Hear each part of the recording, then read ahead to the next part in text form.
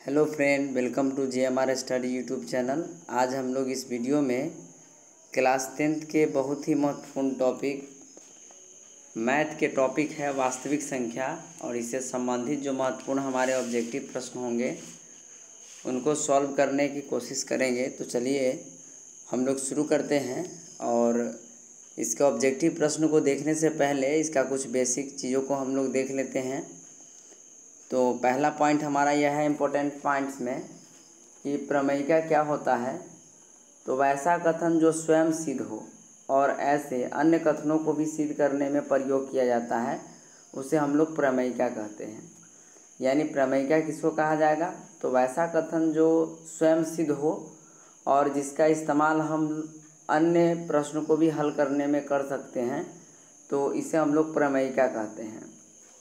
पहला point clear हो गया होगा। तो चलिए देखते हैं। नेक्स्ट पॉइंट है हमारा कि यूक्लिड विभाजन प्रमेयिका किसे कहते हैं। एक तो हुआ हमारा प्रमेयिका किसे कहते हैं और दूसरा यूक्लिड विभाजन प्रमेयिका क्या कहते हैं। तो कहता है दो धनात्मक पूर्णांक अगर हमारे पास a और b हो तो a बराबर BQ प्लस R होता है, जहाँ 0 इज क्या होगा, लेस देन और इक्वल टू R और R is less than equal to B। इसका मतलब यह है कि R का मान या तो 0 को बराबर होगा या 0 से बड़ा होगा, और R से भी बड़ा क्या होगा, B हो सकता है, जहाँ Q और R पूर्ण संख्या है। यूक्लिड विभाजन प्रमेयिका कहलाता है। यानी दो धनात्मक पूर्णांक इस प्रकार से ले कि a बराबर BQ प्लस R, a बराबर क्या हो जाए, BQ प्लस R हो जाए, तो इस प्रमेयिका को ही हम लोग क्या कहेंगे, यूक्लिड विभाजन प्रमेयिका कहते हैं। और इसका उपयोग मौसम ज्ञात करने में भी किया जाता है। नेक्स्ट पॉइंट है हमारा कि अंकगणित का आधारभूत प्रमेय क्या है। तो किसी भी भाज्य संख्या का अभाज्य गुणनखंड बिना क्रम का अद्वितीय होता है। यानी किसी भी भाज्य संख्या का अगर हम लोग अभाज्य गुणनखंड निकालें तो बिना क्रम का वो क्या होता है, अद्वितीय होगा। और इसका प्रयोग लॉसअ और मौसअ ज्ञात करने में भी किया जाता है। नेक्स्ट पॉइंट है इसी चैप्टर का कि यदि कोई परिमेय संख्या p/q के रूप में हो और q is equal to 2m गुने 5 के पावर m के रूप में हो, तो इस परिमेय संख्या का दशमलव प्रसार शांत होगा। यानी किसी भी परिमेय संख्या जो p/q के रूप में हो, तो अगर उसका हर को हम गुणनखंड करें, फैक्टराइज करें, या तो वो 2 या 5 के गुणनखंड के रूप में आ जाए या 2 और 5 दोनों के रूप में आ जाए, तो उसका दशमलव प्रसार जो होगा वह शांत होगा, अन्यथा वो क्या होगा, अशांत होगा। याद रखिएगा। नेक्स्ट पॉइंट है पाई एक अपरिमेय संख्या है। पाई क्या है, एक अपरिमेय संख्या है, और 1/पाई भी एक अपरिमेय संख्या होगा। नेक्स्ट पॉइंट आपका है कि HCF गुने LCM यानी लॉसअ गुने मौसअ जो होता है वह पहली संख्या गुने दूसरी संख्या होता है। नेक्स्ट पॉइंट है हमारा कि √3, √2, √3 और √5 ये कौन सी संख्या है, अपरिमेय संख्या है। याद रखिएगा, एक न तो भाज्य संख्या और न ही अभाज्य संख्या है। याद रखिएगा, एक न तो भाज्य संख्या और न ही अभाज्य संख्या है। याद रखिएगा, सबसे छोटी अभाज्य संख्या किसको कहते हैं, तो सबसे छोटी अभाज्य संख्या 2 है। याद रखिएगा कि सबसे छोटी भाज्य संख्या क्या है, तो सबसे छोटी भाज्य संख्या क्या है, 4 है। तो इन दोनों पॉइंट को, फैक्ट को याद रखिएगा आप। नेक्स्ट है आपका पॉइंट कि कार्ल फ्रेडरिक गॉस को गणितज्ञों का राजकुमार कहा जाता है। याद रखिएगा यहाँ पर प्रश्न कि अगर आपसे पूछ दिया जाए कि गणितज्ञों का राजकुमार किसे कहा जाता है, तो कार्ल फ्रेडरिक गॉस को कहा जाता है। कार्ल फ्रेडरिक गॉस को कहा जाता है गणितज्ञों का राजकुमार। इन्होंने ही अंकगणित का आधारभूत प्रमेय को प्रदान किया था। यानी जो हमारा आधारभूत प्रमेय है उस प्रमेय को देने का काम किसने किया था, गॉस ने। याद रखिए, शॉर्टकट नेम है गॉस, जिन्होंने हम गणितज्ञों का राजकुमार कहते हैं। तो ये कुछ हमारा बेसिक पॉइंट था इस चैप्टर का। अब चलिए कुछ ऑब्जेक्टिव प्रश्न को हम लोग हल करते हैं। फर्स्ट प्रश्न हमसे पूछा गया है कि निम्नलिखित में से कौन सा परिमेय है। तो परिमेय का मतलब जो p/q के रूप में होगा। तो पाई तो एक अपरिमेय संख्या, अभी हमने देखा √7 तो अपरिमेय संख्या है। ये भी अपरिमेय, ये भी नहीं होगा, ये भी नहीं होगा, और यहाँ देखिए रूट अंडर 16/25 है, तो 16 का वर्गमूल अगर निकालेंगे स्क्वायर रूट तो 4 और 25 का क्या होगा 5, यानी 4/5 p/q के रूप में आता है। यह हमारा राइट आंसर क्या हो जाएगा सी, राइट आंसर हो जाएगा हमारा सी। याद रखिएगा फर्स्ट का जो आंसर हो जाएगा हमारा क्या हो जाएगा सी हो जाएगा। नेक्स्ट प्रश्न को देखते हैं।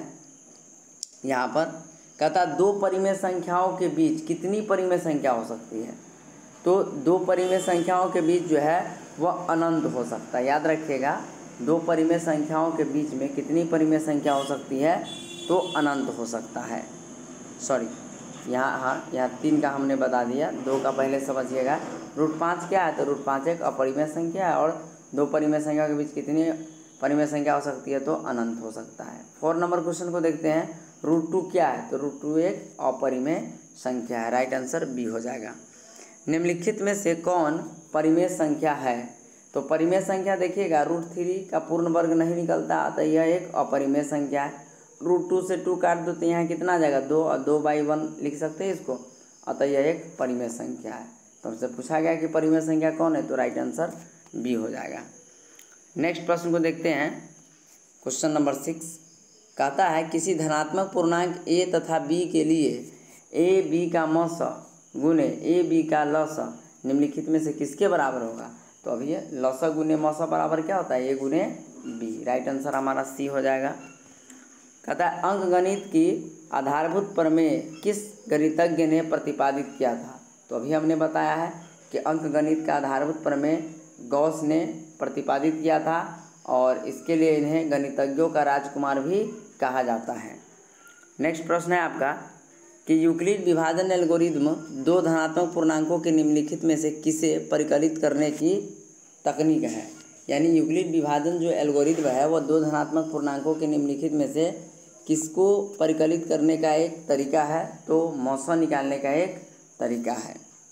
नेक्स्ट है यदि विभाजन एल्गोरिदम में a बराबर BQ प्लस R में b बराबर 4 हो, यानी हमें a के जगह पर क्या है b दिया हुआ है 4, और q के जगह पर 5 है, और r के जगह पर 1 है, तो क्या होगा 4 पंचे 20 और 1 21, यानी राइट आंसर बी हो जाएगा। नेक्स्ट प्रश्न है आपका 10 नंबर 2.121212 है सोन दे दिया हुआ है, ये क्या है, तो यह एक अपरिमेय संख्या होगा। याद रखिएगा ऑप्शन नंबर डी हमारा हो जाएगा आंसर अपरिमेय संख्या। 2 या 2 से अधिक अभाज्य संख्याओं का मौसा क्या होगा, तो 2 या 2 से अधिक अभाज्य संख्या है, अतः उसका मौसा क्या होगा 1 होगा। याद रखिएगा इस प्रश्न को। 625 के अभाज्य गुणनखंड में 5 का अधिकतम घातांक क्या होगा, तो देखिए 625 है, 625 का अगर हम क्या करें गुणनखंड करें 5 से, 5 इकाई 5, 5 दूनी 10 और 50 25, फिर यहाँ पर करेंगे तो 5 दूनी 10 और 50 25, और यहाँ 5 का स्क्वायर, यानी कितना घात होगा 5 का, यानी 4, यानी 5 के पावर 4 को अगर हम तोड़े तो ये 625 के बराबर आ जाएगा। 13 नंबर प्रश्न है निम्नलिखित में से किसका दशमलव प्रसार शांत होगा, तो अभी हमने बताया है कि यदि किसी परिमेय संख्या का हर क्या हो वो 2 के पावर m और गुणे में 5 के, यानी 2 और 5 के गुणनखंड के रूप का होगा, तो वो क्या होगा शांत हो जाएगा। तो 1600 का अगर हम लोग निकाले तो ये 16 कितना आएगा 2 के पावर 4, 2 दूनी 4, 4 दूनी 8, 8 दूनी 16, और यहाँ 100 का जब निकालेंगे तो ये 2 और 5 के रूप में ही आएगा, अतः हमारा क्या हो जाएगा आंसर नंबर ए जो हो जाएगा दोस्तों, यहाँ पर आंसर जो हो जाएगा आपका ए। अब कहिएगा बी क्यों नहीं होगा, तो 21 को अगर हम तोड़े तो 3 7 में आएगा, जो 2 5 के फॉर्म में नहीं। 88 को तोड़े तो 11 और 2 के पावर 3 में आएगा, ये भी नहीं है। और 75 कितना में आएगा 3 और 5 के स्क्वायर में आएगा, अतः ये भी नहीं होगा। राइट आंसर हमारा ए हो जाएगा। नेक्स्ट प्रश्न है कि 23750 में यानी 23750 में 5 का अधिकतम घात क्या है, तो वही बात करेंगे 23750 का हम क्या करेंगे फैक्टराइज कर देंगे, और फैक्टराइज करके निकाल लेंगे इसका वैल्यू, अतः इसका राइट आंसर क्या हो जाएगा, अगर भाग लगाइएगा तो 5 चौके 20, और यहाँ पर कितना हो जाएगा 5 सते 35, 50 25 और 1 0, ठीक।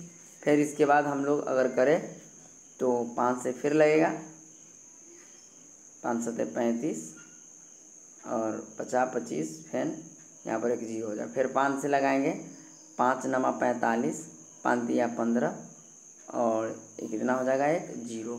फिर 5 लगेगा, तो हमारा जो 15 का राइट आंसर हो जाएगा दोस्तों, ये कितना हो जाएगा, और भी अगर इसमें लगाइएगा तो 14 का राइट आंसर हमें 4 आएगा प्राप्त, यानी 5 का जो अधिकतम घात आएगा कितना आएगा, 4 आ जाएगा। नेक्स्ट है 45 और 60 का मौसा। तो 45 और 60 का अगर देखिए मौसा निकालना है तो इसके लिए आसान सा ट्रिक है कि ऐसी संख्या से इसे हम विभाजित करेंगे जो दोनों कट जाए।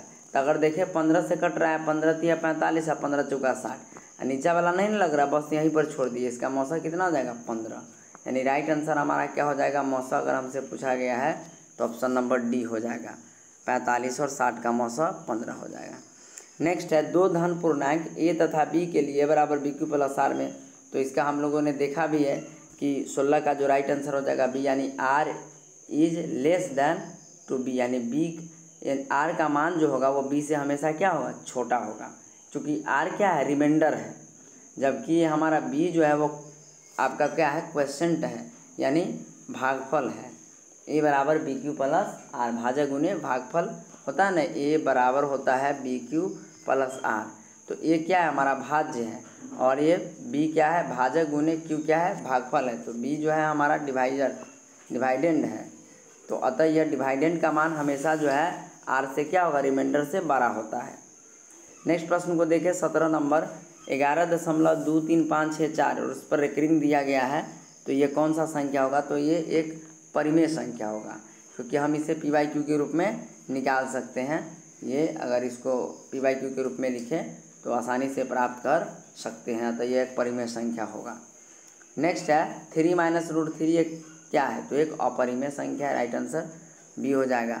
कहता है कि 2 संख्याओं का गुणनफल 8670 है और उनका मौसा 17 है, तो इसका एलसीएम क्या होगा, तो गुणनफल दिया हुआ है, इससे हम क्या करेंगे, इसमें डिवाइड दे देंगे। तो अगर बात कीजिएगा तो 17 × 5 = 85, 17 का हिसाब से 510, यानी राइट आंसर डी हो जाएगा। नेक्स्ट प्रश्न है आपका यहाँ पर कि यदि 2 संख्याओं का एचसीएफ 25 और एलसीएम 50 है तो संख्या बताना था।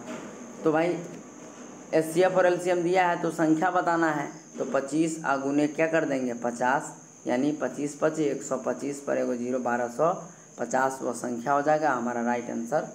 इसमें चूँकि कट गया हुआ है इसका आंसर, तो इसका ऑप्शन नंबर जो है हमारा डी है।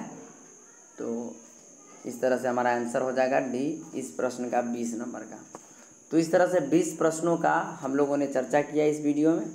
यदि आपको यह वीडियो अच्छा लगे तो please GMR study YouTube channel को लाइक, सब्सक्राइब और शेयर ज़रूर करें। नेक्स्ट वीडियो जल्दी हम लेकर के आएंगे और यह परिमेय संख्या का ही होगा, वास्तविक संख्या का ही अगला एपिसोड लेकर के आएंगे। Thank you.